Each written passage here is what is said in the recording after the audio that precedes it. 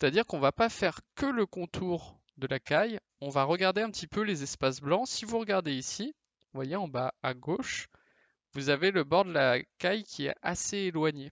Ça va faire quelque chose comme ça. Et en fait, ces petites lignes, elles vont nous aider après à retrouver l'espèce de forme de poire de la caille. Vous comprenez?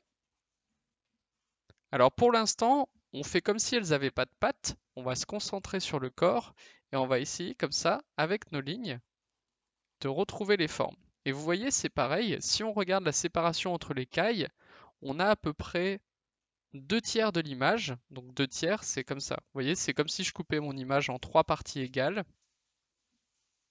Ça, c'est ce qu'on appelle le premier tiers. Ça, c'est le deuxième tiers. Et ça, c'est le troisième tiers, parce que c'est toute l'image.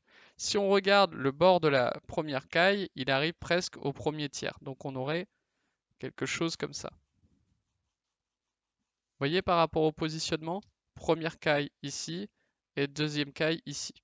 Donc on se concentre sur la composition. On regarde en fait l'espace de blanc qu'il y a entre la caille et le bord de la feuille. Et en fait cet espace, c'est comme si nous, on voulait que dessiner l'espace blanc. On ne s'intéresse pas à la forme de la caille, mais on s'intéresse, vous voyez, à cette zone dans laquelle je suis en train de mettre des petites croix. Et comme ça va vous aider à positionner votre bord de caille. Il y a très très peu d'espace au-dessus de la tête. Même si on ne fait pas la tête complètement, on sait que sa tête, elle part en diagonale, vous voyez, vers le haut à droite, et après elle redescend.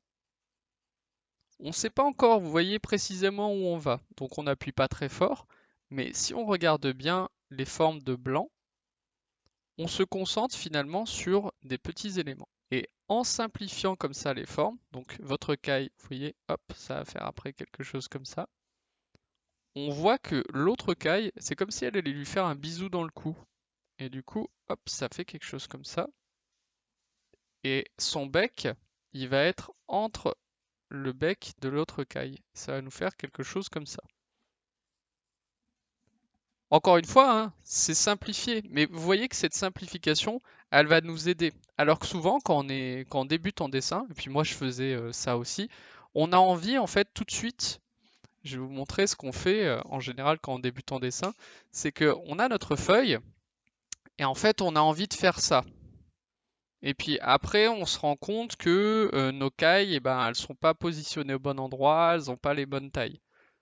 D'accord? On a envie vraiment de tout de suite construire le contour. Sauf que après, on va se rendre compte que, bah mince, la caille, finalement, la tête, elle était un peu plus droite, et on va corriger tout le temps. On va perdre beaucoup de temps. Alors que si on travaille avec le bord, il va nous aider justement à positionner nos éléments et à avoir la forme générale, à être tout de suite plus juste. Et plus vous allez faire cet exercice de simplification, plus après vous allez pouvoir travailler rapidement et pouvoir vous concentrer sur les détails. C'est toujours les détails qui sont sympas à faire quand on dessine les petites plumes, les yeux, le bec, plutôt que la forme générale. Là, c'est pareil, ce que j'ai dessiné, le tiers, ça aurait pu être différemment. C'est juste que moi, je constate que la caille, elle est à peu près, si on devait découper l'image en trois, à gauche. On a une caille qui prend 2 fois plus de place que l'autre caille. On essaie du coup maintenant de se concentrer sur le contact entre les cailles. Donc vous voyez, on a un trait voilà, qui est un peu plus large. Le trait, on ne sait pas trop où on le positionne pour l'instant. On sait juste qu'il est en diagonale, vous voyez, qu'il part en diagonale vers la droite. En fait, quand on va dessiner, on va essayer de positionner les éléments dans notre feuille et essayer de comprendre les directions de ce qu'on regarde, la direction des courbes. Vous voyez par exemple la caille de gauche, on dirait en fait un œuf, c'est-à-dire comme ceci. Si on regarde la deuxième caille, cette fois-ci on dirait peut-être un œuf, mais couché sur le côté. Donc on sait que la forme générale de notre caille, elle va être un peu plate sur la tête. Elle va partir, vous voyez, sa tête, elle part, le dessus de la tête part en diagonale à droite. Si on regarde la forme sur l'image, d'accord? Il faut toujours se concentrer sur la forme parce que souvent notre œil, c'est un petit malin, il essaie de nous faire croire qu'on a compris l'image et il va nous forcer à simplifier les choses. Et du coup, quand on simplifie la tête d'un oiseau, souvent, eh ben, hop, on a tendance à mettre le bec vers le bas et à le faire finalement comme on aimerait le dessiner, comme un symbole. Sauf que bah, l'animal, là, vous voyez, la caille, il y en a une qui regarde plutôt face à elle et l'autre qui regarde légèrement comme si elle était vers le haut. Donc après, on simplifie, hop, la forme. Là, vous voyez que son dos, il est en train de tomber en diagonale, donc on va avoir quelque chose comme ça. Et vu qu'on ne sait pas trop où on va, là, on regarde encore une fois combien il y a de blanc entre la caille et le bord de l'image. Donc, il y a très peu de blanc là, ici. Vous voyez, sur votre modèle? Donc, vu qu'il y a très peu de blanc, hop, on s'arrête par ici. Et on regarde pareil au niveau de la hauteur. La hauteur, on va être quelque chose comme ça. Donc, là, je fais un tracé. Ce tracé, il va m'aider à positionner mes éléments. Et si je regarde son ventre, il part en diagonale vers le bas. C'est-à-dire comme ceci. Et en faisant comme ça des corrections de forme des contours, alors ça va aller moins vite que si on avait fait directement, vous voyez, les contours comme ceci, mais ça va être beaucoup plus juste, beaucoup plus précis. Donc il faut vraiment comme ça qu'on repère un petit peu où sont nos éléments. Là c'est pareil, par rapport au bord de la page, on voit que les pattes elles arrivent assez basses. Et on peut les simplifier pour l'instant sous forme de traits. Puis après, on rajoutera les détails. Là, vous voyez, par exemple, elle a des petites plumes près des fesses. Hop, comme ça. Tac, tac, tac, tac. Et elle a ses pattes qui reviennent légèrement vers l'avant. On regarde par rapport au corps et à la tête où ça arrive. Si vous prenez une mesure sur votre dessin, vous voyez que le bord de la tête, donc si je mets mon crayon comme ça, par rapport au bord de la tête de la caille, j'ai presque la pointe de ses doigts de pied. Vous voyez? Donc vous voyez que l'espace ici, il est un petit peu creusé, comme si le haut de la tête de la caille, il était dégagé de ses épaules, et ici on repart en diagonale. Donc vous voyez là on a juste récupéré un tout petit peu d'espace. Là on a une diagonale qui est assez franche, c'est-à-dire qui est droite. Et ici, la caille, si on regarde la hauteur de ses pattes, c'est à peu près la même hauteur sur celle-ci. Donc ça veut dire que les pattes, elles doivent être sur la même ligne. Enfin, le départ des pattes. Donc le corps s'arrête par là. Donc je corrige encore une fois la forme de ma première caille. J'hésite pas à effacer. Vous voyez, du coup, c'est vraiment un travail d'observation. Mais ça nous permet d'être plus précis. On sait que du coup, les pattes, elles vont arriver pas trop loin du bec. On vérifie sur notre modèle. Vous voyez, je prends, hop, le bord de la patte, ici. Donc vous avez ici la patte. Si on fait un tracé droit, on arrive, hop, à peu près à un quart de la tête. Vous voyez, comme ceci. On regarde où part la deuxième patte. On peut mettre par rapport au doigt de pied et on arrive à peu près à l'œil du deuxième. Donc on va essayer, nous, de se repositionner. Ce que vous êtes en train de faire et d'essayer voilà, d'avoir des formes simplifiées un petit peu. Donc on a dit que le deuxième, c'était un peu plus loin que le bec. Donc le deuxième pied, il doit arriver quelque part comme ça.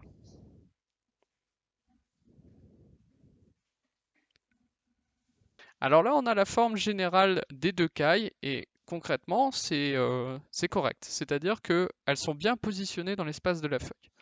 Maintenant, on va s'attarder sur cette zone-là, c'est-à-dire la tête de la caille de droite. Donc on va revenir sur notre forme générale qui est ici et on va essayer de préciser un petit peu la forme. Donc hop, je regarde mon modèle et en fait, je vais regarder du coup la forme du profil de l'animal. Vous voyez, on a son bec qui est en pente, ensuite il remonte, donc ça va faire quelque chose comme ça. Ensuite, on a ici le profil qui est là, et après ça part légèrement droit et ça redescend. Au niveau du bec, le bec dessous il est droit et ensuite ça part comme ça. Donc il faut vraiment observer la forme et vous voyez on n'a pas du tout cette forme là. On resitue un petit peu tout ça, donc ça on est ok, c'est notre bord de bec et on va essayer comme ça de chercher la forme générale de l'animal et ça va nous déformer un petit peu ce qu'on avait mis grossièrement, qui nous était une forme générale, pour aller un peu plus dans le détail. On va pas aller dans l'hyper-réalisme, parce que sinon ça nous prendrait 4 heures. Mais voilà, on essaie comme ça de trouver un peu la forme générale, et puis peut-être marquer quelques plumes. Vous voyez, au lieu de dessiner les plumes et de s'embêter à les faire une par une, comme ça, où ça peut être très long, ici simplement, on peut, en dessinant les ombres, donc là, retrouver en fait les plumes et ça va donner l'impression qu'il y a un plumage, vous voyez? Comme si on faisait les ombres ici, de temps en temps, hop, on ajoute une plume par ici, ça va nous donner en fait cette impression de relief. Là c'est pareil, si on regarde près de sa bouche, elle est un peu sombre, donc on peut assombrir légèrement et venir tirer avec l'estompe. On peut aussi utiliser la gomme pour faire apparaître les formes. C'est-à-dire que là, vous voyez, hop, je tire l'ombre, et avec la gomme, en gommant par endroits, je fais ressortir en fait comme s'il y avait des plumes, et ensuite je peux à nouveau assombrir à côté de là où j'ai gommé pour donner l'impression qu'il y a des plumes en relief. Ah, ça c'est pas très facile à faire, mais vous voyez du coup, ça c'est un coup de gomme. Et on a l'impression qu'il y a une plume qui vient vers le regard du spectateur. Quand on est plus jeune, en fait, on a envie de dessiner les plumes comme ceci. Ça, vous devez savoir le faire. En général, on fait ça. Et puis après, on trace et on fait ça. Mais si on regarde cet élément-là, ça ressemble pas beaucoup à ça.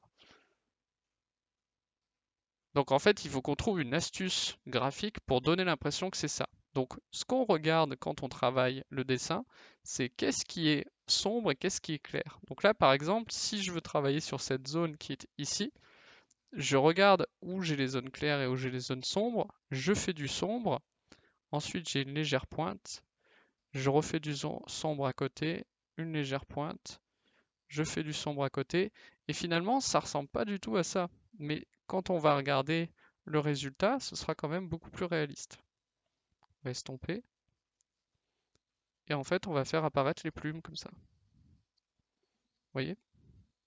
Donc on regarde en fait encore une fois la forme de visage de la caille pour pouvoir nous, sur notre dessin, parce que là mon dessin on est d'accord qu'il est quand même trop carré, même si j'ai la forme générale, hein, on voit bien que j'ai bien compris qu'il y avait un espace comme ça, un espace comme ça, un espace comme ça, mais en réalité ici vous voyez, hop, ça va faire un arc de cercle. Et cet arc de cercle, moi je l'ai pas ici. Donc il va falloir que je le travaille et mon arc de cercle, donc ça va faire quelque chose plutôt comme ça. Ensuite, je vais avoir donc la pointe du bec. Et là, il faut que je fasse attention, il y a une bosse. Vous voyez, si j'exagère, j'ai comme une bosse ici. Hop, et le bec qui vient tomber. Alors évidemment, c'est exagéré. En réalité, on est plus sur quelque chose comme ça.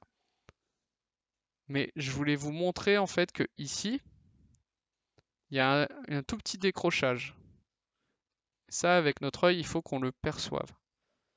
Donc ça veut dire que là, je vais avoir un tout petit décrochage, vous voyez, que j'ai fait ici.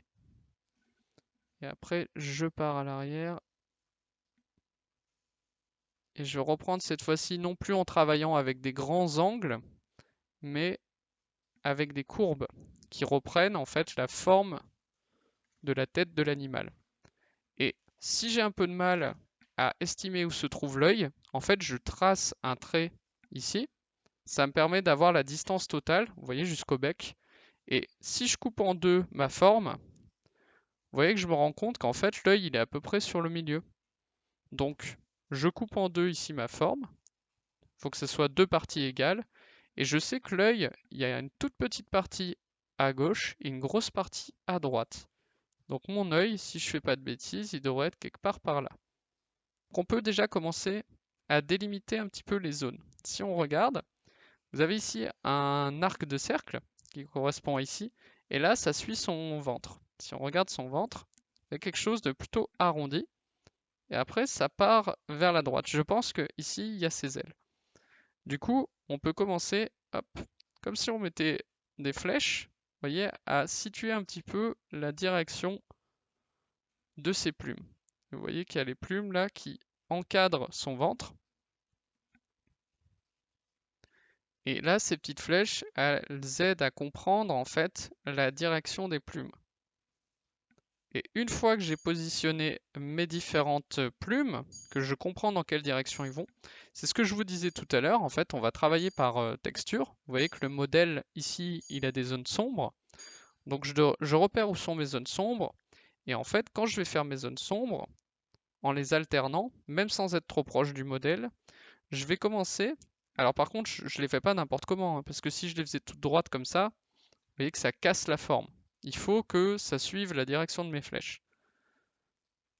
Donc, si je fais mes zones sombres en direction des flèches, je vais pouvoir, après, en estompant, faire apparaître les plumes. Bon, ça commence à ressembler à quelque chose. On peut gommer les traits de construction.